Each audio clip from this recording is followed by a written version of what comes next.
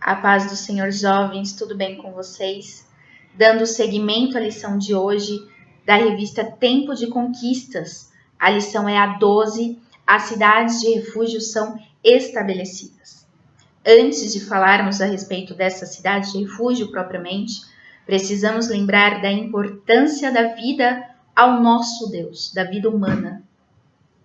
A Bíblia nos ensina que quem dá e quem tira a vida do ser humano é Deus. Por isso ele abomina que uma outra pessoa mate alguém. Lá nos 10 mandamentos, o 6º é não matarás. E o significado literal desse não matarás é não assassinarás. Assassinarás é não tirarás a vida propositalmente. Feita essa observação, a primeira distinção é justamente essa. A diferença de homicídio doloso e homicídio culposo. Qual que é?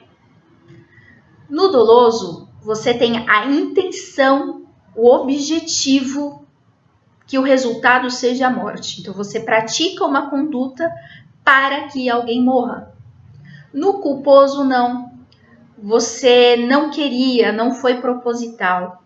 Apesar do evento ter acontecido por sua causa, né, uma conduta, um comportamento seu, a consequência não era desejada. Então, essa é uma importantíssima distinção para a aula de hoje, porque as cidades de refúgio, elas servem para o homicídio, para os homicidas culposos, aqueles que provocaram a morte de alguém sem intenção, sem desejar esse resultado. A ordenança para que essas cidades fossem estabelecidas, primeiro foi a Moisés. Lá em Deuteronômio 4, 41 a 43, está escrito assim: Então Moisés separou 3 cidades além do Jordão, do lado do nascimento do sol, para que ali se acolhesse o homicida que involuntariamente matasse o seu próximo, a quem dantes não tivesse ódio algum, e se acolhesse a uma destas cidades e vivesse. A Bezer no deserto no planalto para os Rubenitas, e a Ramote em Gileade para os Gaditas, e a Golã em Bassã para os Manassitas. Com o falecimento de Moisés, a liderança de Josué e a conquista da terra prometida, é necessário que novas cidades de refúgio fossem estabelecidas. E é exatamente isso que nós vemos em Josué 20, do versículo 2 em diante, que fala: Fala aos filhos de Israel, dizendo: Apartai para vós as cidades de refúgio, de que vos falei pelo ministério de Moisés, para que fuja para ali o homicida que matar alguma pessoa por engano e não com intenção, para que vos sirvam de refúgio contra o vingador do sangue. Nessa época, a lei civil, a lei penal, ela versava sobre a conhecida lei do talião. O olho por olho, dente por dente. Aquele dano que você provocasse a alguém, na exata medida você receberia. Se por um acaso você cortasse as mãos de alguém, as suas mãos seriam cortadas. É esse o significado do olho por olho, dente por dente. Então, no caso do homicídio, quando ocorria a morte de alguém, era permitido que os seus familiares, que os parentes mais próximos, que eles se organizassem e fossem atrás e matassem o homicida, a pessoa responsável pelo falecimento daquele ente deles. Esse era o conhecido como o vingador do sangue. Eles tinham esse direito, era uma garantia, era um direito que possuía. Então, o que acontecia? Se alguém matasse, em consequência, ele seria morto, ele poderia ser morto. E a qualquer momento, esses vingadores do sangue poderiam ir atrás por vingança. Mas no caso do homicídio culposo, quando a pessoa não teve a intenção, essa lei ela ainda era válida, isso ainda poderia acontecer, porém, foi estabelecido pelo próprio Deus uma exceção a essa situação. Se aquele homicida, ele quisesse, ele desejasse, ele poderia se dirigir a uma denominada cidade de refúgio e lá ele seria abrigado. O vingador do sangue, ele não poderia entrar na cidade para matá-lo. É para isso que serviam as cidades de refúgio, e quando elas foram estabelecidas, é muito interessante que elas foram geograficamente colocadas de uma forma para possibilitar uma rápida fuga dessas pessoas para estas cidades, de onde elas estivessem para lá. Não eram cidades inacessíveis, não. Elas foram estabelecidas de uma forma acessível a todos. As pessoas que matavam sem querer, os homicidas culposos, eles não eram obrigados a ir para lá. Eles poderiam continuar onde eles estavam. Eles poderiam permanecer em suas cidades. Mas, se eles quisessem viver, eles precisavam se abrigar lá. Porque a qualquer momento, eles também poderiam ser mortos. Então, esse é um importante aspecto da cidade de refúgio. E como acontecia? Eles iriam para lá, ao portão da cidade, haveria como se fosse uma defesa prévia, eles apresentariam as suas razões, entrariam na cidade. A cidade, ela não era fortificada, cheia de seguranças, para garantir a integridade das pessoas, não. Porque elas tinham sido estabelecidas pelo próprio Deus. Então, as pessoas, os vingadores de sangue, sabiam que não poderiam ingressar ali para matar. Eles não entravam. É uma lei, e lei serve para ser cumprida. Então, os vingadores não poderiam entrar, mas os homicidas eles entravam. Após eles entrarem, eles ainda teriam um julgamento real, porque, obviamente, pessoas más intencionadas poderiam correr para lá. Então, independente da situação, era necessário um julgamento para saber se tinha sido realmente um homicídio culposo ou doloso. Então, havia uma defesa prévia na entrada, eles entravam. O julgamento mesmo acontecia nas cidades onde eles moravam, nas cidades anteriores, não era ali na cidade de refúgio. E se pensarmos, é até uma questão justa, porque o ambiente onde foi realizado o crime, né, a morte foi provocada, era o adequado para ser apurada as razões pelas quais aquilo tinha acontecido. Então, o julgamento era na cidade de onde eles vieram, e com o julgamento, havendo um veredito de que realmente não tinha sido a intenção deles a morte de determinada pessoa, eles poderiam permanecer, viver para sempre, né, até as suas respectivas mortes, dentro da cidade de refúgio. Fora da cidade de refúgio, eles seriam mortos. Então, independente desse julgamento, ele servia para garantir a vida para eles, desde que eles continuassem dentro da cidade de refúgio, eles não podiam sair. A única exceção acontecia era se, durante esse tempo, se o sumo sacerdote morresse, era permitido a essas pessoas que eles saíssem da cidade de refúgio e vivessem livremente em qualquer outra cidade. Então, só recapitulando, eles fugiam para a cidade de refúgio. Na cidade, eles tinham uma defesa prévia, né, para poder ingressar apresentando as suas razões.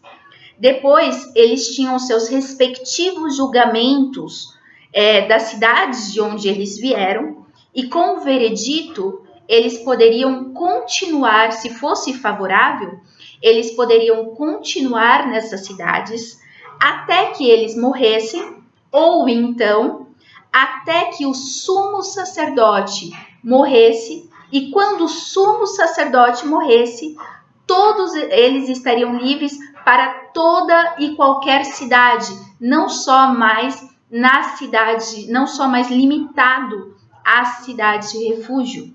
Então, era isso a cidade de refúgio, era esse o sentido delas, e essas eram as principais regras de existência delas. Como foi dito, era de fácil acesso, era garantido uma boa estrada, né, se fosse necessário essa fuga, e disponível, e não era obrigatório. Ia para lá quem queria, mas quem não fosse poderia a qualquer momento morrer, pagar com a sua vida. É interessante, né? A gente vai falar um pouquinho agora sobre esse estabelecimento. Foram 6 cidades estabelecidas e cada uma delas tem um significado. Nós vamos ver através dos nomes. A primeira cidade, Quedes, significa santificação para o impuro. No original, o termo Quedes significa santo ou santuário. A cidade de refúgio, em tudo que nós tratamos, como toda a Bíblia, ela sempre vai nos apontar quem? Cristo. Toda a Bíblia. E a cidade de refúgio também nos aponta Cristo. Nos ensina a respeito da redenção que encontramos em Cristo. E aí em Quedes fala em santificação, significa santo ou santuário, e nós lembramos lá em João 1:29 que diz assim: no dia seguinte, João viu a Jesus que vinha para ele e disse: eis o Cordeiro de Deus que tira o pecado do mundo. A santificação vem através do nosso Cristo. É Ele quem nos purifica. Siquém, lugar para o cansado. Siquém no original significa ombro ou costas. Lá em Mateus 11:28 diz: vinde a mim, todos os que estáis cansados e oprimidos, e eu vos aliviarei. Hebrom, lugar de comunhão. O termo Hebrom significa comunhão ou associação. Em 2 Coríntios 5:18 diz: e tudo isso provém de Deus, que nos reconciliou consigo mesmo por Jesus Cristo e nos deu o ministério da reconciliação. Estamos reconciliados com Deus por causa de Jesus Cristo. Bezer significa lugar de refúgio para o fraco. De acordo com o original, Bezer significa fortaleza. Salmos 91:1 e 2 diz: aquele que habita no esconderijo do Altíssimo, à sombra do Onipotente descansará. Direi do Senhor: ele é o meu Deus, o meu refúgio, a minha fortaleza, e nele confiarei. Ramote, lugar de refúgio para os humilhados. Ramote no original quer dizer exaltação, elevação. Mateus 23:12 diz: e o que a si mesmo se exaltar será humilhado, e o que a si mesmo se humilhar será exaltado.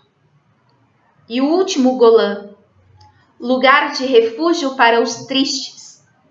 A pessoa que fugia para uma cidade de refúgio estava aflita e triste.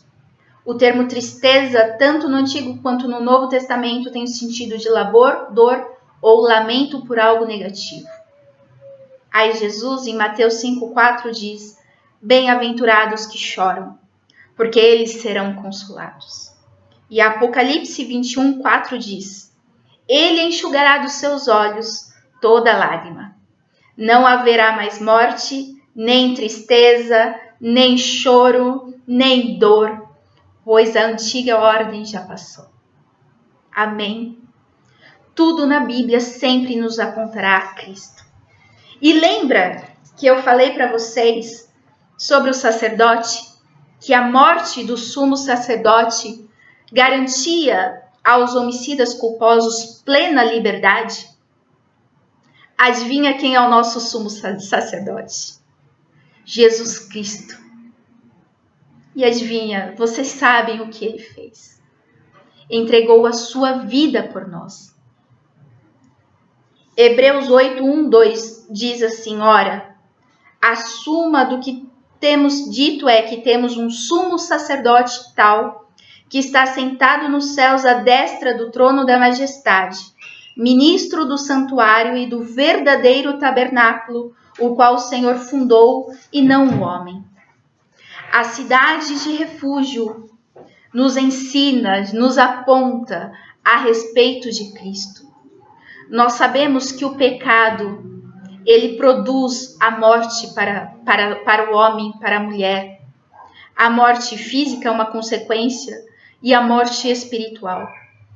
Nós sabemos que nós não merecemos, que as nossas condutas são falhas, que muitas vezes nós fazemos coisas que não queremos. É isso que Paulo diz, né? O bem que quero fazer, esse não faço. Mas o mal que eu não quero, esse eu faço. Nós, seres humanos, somos assim. Somos sim pecadores, necessitamos sim, erramos, mesmo quando nós queremos acertar. Mas a Bíblia nos ensina que de fácil acesso e de livre arbítrio nós podemos recorrer a Jesus Cristo, que Ele está disponível para ouvir as nossas orações, ouvir sobre os nossos arrependimentos, e que Ele tem todo o poder e autoridade, não só para que vivemos ali limitados, né? Como os homicidas culposos, eles ficavam limitados àquelas cidades, né? Por toda a sua vida, não. Com a morte do nosso sumo sacerdote, nós temos plena liberdade. E o nosso inimigo, ele não tem mais poder de nos afligir. Ele pode até querer, mas ao nosso redor estão os anjos do Senhor para nos proteger. Nós estamos guardados por Cristo e em Cristo. A cidade de refúgio, ela nos ensina, nos dá um sentido espiritual muito importante, um aprendizado para as nossas vidas. E tudo isso nós vemos, entendemos, compreendemos a misericórdia do Senhor para nós. Se não fosse as suas misericórdias, aonde nós estaríamos? Mas porque Ele é misericordioso, nós estamos aqui, eu estou aqui e você está aí, pelas misericórdias do Senhor. Sejamos gratos, que o nosso coração seja grato, porque é uma oportunidade que Ele nos dá. São oportunidades a cada dia que o Senhor nos dá. E nós precisamos nos atentar a elas. Seguindo na nossa lição, após a cidade de refúgio, nós vemos o quê? O segundo tópico, o primeiro é sobre a cidade de refúgio. O segundo fala, os levitas exigem sua herança. Quando nós falamos sobre a tribo de Levi, precisamos lembrar que eles não herdariam qualquer parte da terra prometida, porque o próprio Deus era a sua herança. Eles eram sustentados pelos dízimos de todo Israel. Porém, o próprio Senhor, Ele prometeu para a tribo o estabelecimento de cidades em seu favor. E apesar da existência dessa promessa, Josué ele não fez a separação num primeiro momento sobre essas terras. Na realidade, os levitas eles tiveram que reivindicar a posse dessas terras. Todas as cidades que nós mencionamos aqui, as cidades de refúgio, são cidades pertencentes aos levitas. E aí eles reivindicam a terra que foi prometida. Lá em Números 18, 20 e 21 diz assim: Disse também o Senhor a Arão, na sua terra, herança nenhuma terás, e no meio deles nenhuma parte terás. Eu sou a tua parte, e a tua herança no meio dos filhos de Israel. E eis que os filhos de Levi tenho dado todos os dízimos em Israel por herança, pelo ministério que executam, o ministério da tenda da congregação. Porém, lá em Números 35, 1 a 5, fala: E falou o Senhor a Moisés na campina de Moabe, junto ao Jordão, na direção de Jericó, dizendo: Dá ordem aos filhos de Israel que, da herança da sua possessão, deem cidades aos levitas, em que habitem, e também aos levitas darem arrebaldes ao redor delas. E terão estas cidades para habitá-las, porém os seus arrebaldes serão o seu gado, e para os seus bens e para os seus animais. E os arrebaldes das cidades que dareis aos levitas, desde o muro da cidade para fora, serão de 1000 côvados em redor. E de fora da cidade, do lado do oriente, medireis 2000 côvados, e do lado do sul, 2000 côvados, e do ocidente, 2000 côvados, e do norte, 2000 côvados, e a cidade no meio. Isto terão por arrebaldes da cidade. Então vocês veem que os levitas eles tinham uma promessa, uma garantia dada ao próprio Deus, pelo próprio Deus, primeiro a Moisés, e depois, com a conquista da terra prometida, foi falado, vai ser dividida a herança, eles não terão herança, porém cada tribo que receber sua herança, terá que dar a eles cidades para que eles possam viver. Porque o sustento deles, ao contrário das demais tribos, é um sustento que vem do próprio Deus e vem do dízimo dado por todas as demais tribos. Então, os levitas, eles recordam a Josué dessa promessa. E Josué, ele é então obrigado a fazer essa separação das cidades. E os levitas, eles recebem um total de 48 cidades. E essa palavra arrebaldes que eu li, quer dizer o quê? O terreno ao redor. Eles receberam as cidades, mas eles também receberam um terreno ao redor, onde eles pudessem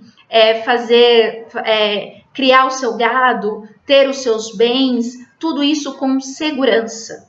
Então, os levitas, eles exigem a sua herança, eles têm a sua herança, lembrando que das 48 cidades levitas, 6 delas são as que nós mencionamos aqui, das cidades de refúgio.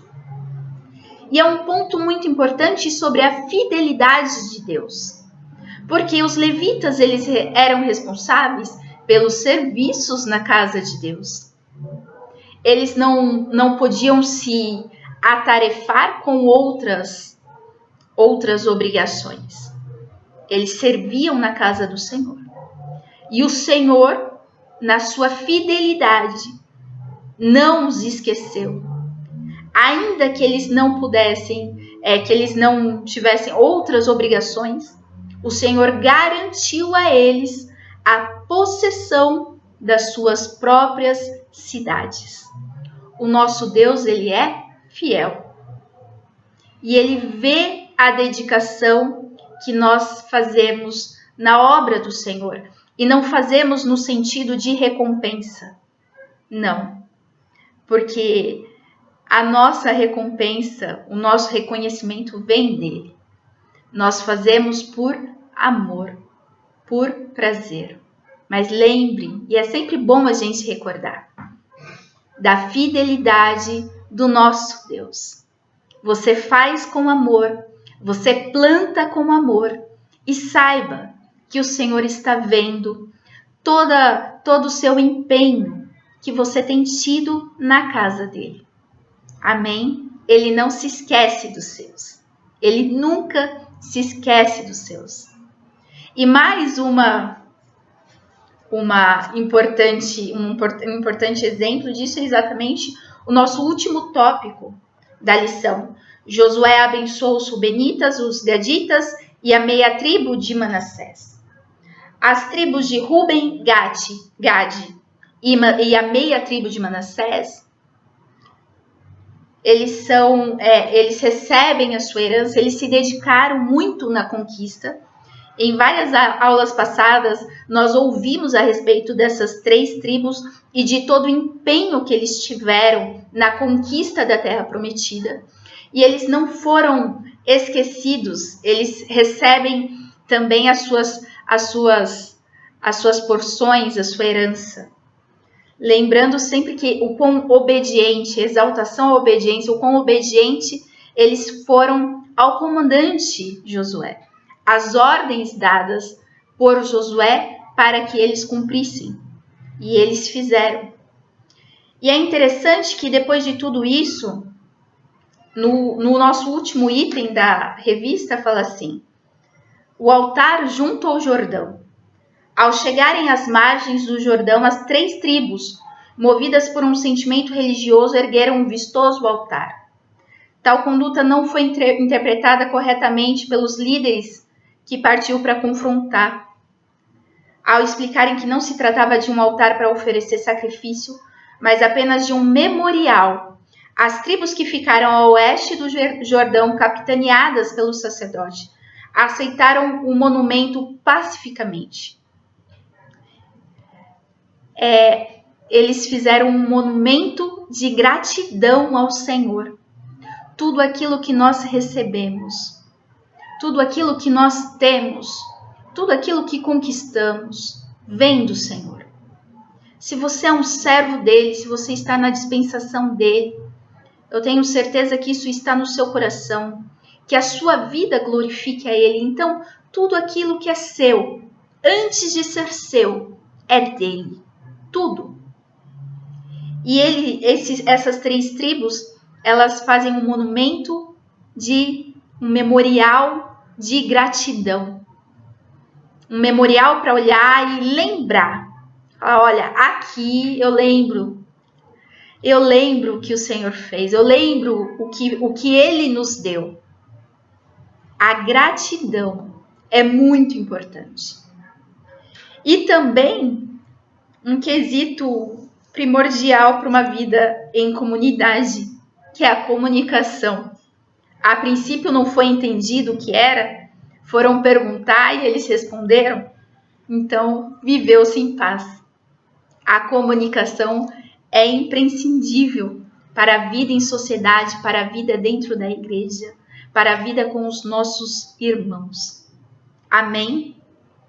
Hoje na nossa lição nós vimos alguns pontos muito importantes, né? Algumas informações que tenho certeza falou ao meu coração e eu realmente também espero que tenha falado ao seu coração. Que Deus continue em tudo os abençoando, que seja uma semana de paz, debaixo das bênçãos do Senhor. Amém.